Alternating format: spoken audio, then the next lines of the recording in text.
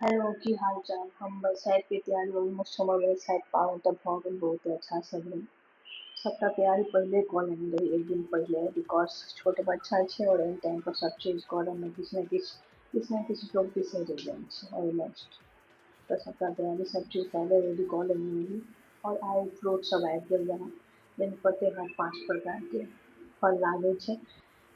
और जरूरी नहीं छै जकरा जे सुविधा बुझाइ छै ताहि हिसाबसँ लोक करै छै। हाँ बट हमरा 5 प्रकारके फल भेट गेल रहै तऽ हम अपन केलहुँ लड्डू रहे मिठाइ रहे फ्रूट सब रहे सब चीज सीजनेबल फ्रूट ऑलमोस्ट बहुत किछु भेट चुकल। पहिले भगवानके पूजा केलहुँ घरमे भगवानके पूजा केलहुँ पहिले ज़्यादा जरूरी छै।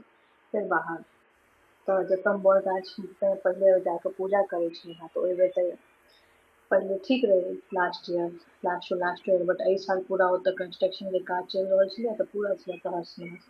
बट हमरा इच्छा भेल ओहिठाम करी बिकॉज घरसँ पासोमे छै और टेंशनो नहि छै।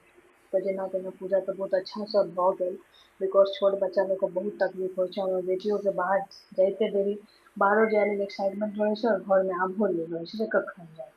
तऽ बहुत अच्छासँ हम अपन पूजा सम्पन्न केलहुँ और बहुत लोग सब वेट कऽ रहल छलै कियाकि जगह छलै पूरा खराब जे जगह पर हम बैसल छलहुँ हेँ तऽ ओ कनि ठीक छलैए।